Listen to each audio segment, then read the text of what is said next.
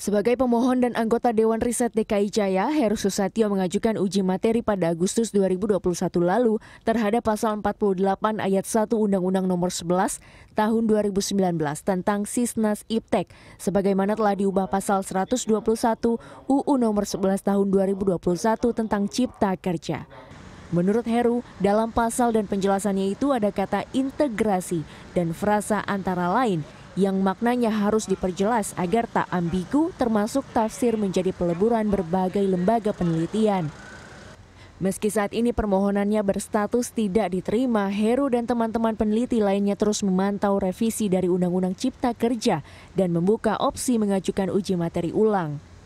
Jadi kami mengajukan uji materi itu karena menganggap biang keroknya ada pada kata terintegrasi dan ada pada frasa antara lain yang ditafsirkan secara meluas sampai peleburan lembaga. Ini yang akhirnya mengganggu infrastruktur dan mengganggu ekosistem riset di Indonesia. Kalau sekarang udah kita bukan tidak mungkin akan ada uji material ulang apabila Undang-Undang Cipta Kerjanya kemudian kan 2 tahunnya harus disesuaikan oleh pemerintah dan DPR ya. Bukan tidak mungkin nanti akan diajukan uji material kembali. Atau bukan tidak mungkin akan ada uji material kepada PP-nya, peraturan pemerintah terkait dengan hal ini dengan Sisnas Iptek ini bukan tidak mungkin ya.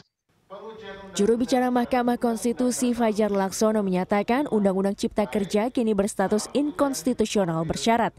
Maka permohonan apapun yang berkaitan dengan Undang-Undang Cipta Kerja, termasuk gugatan atas nama Heru Susatyo, tak bisa dilanjutkan sampai tahap pembacaan amar putusan karena kehilangan objek gugatan.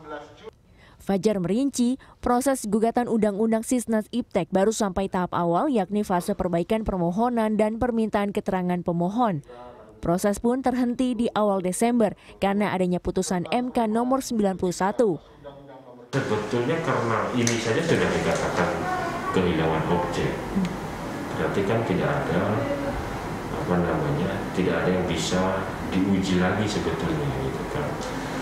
Nah tentu pernyataan inkonstitusionality yang mengacu pada putusan 91 itu.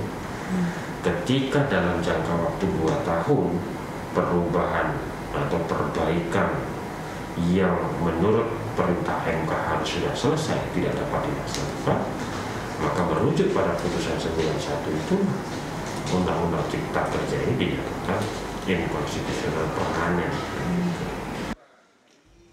Pembahasan ini baru akan dimulai pada tahun ini. Dalam rapat Badan Legislasi DPR dan Kemenkumham Desember lalu, proyek revisi Undang-Undang Cipta Kerja sudah masuk program legislasi nasional atau Prolegnas Prioritas 2022. Diana Valencia, Yudhistira Satria, Jakarta.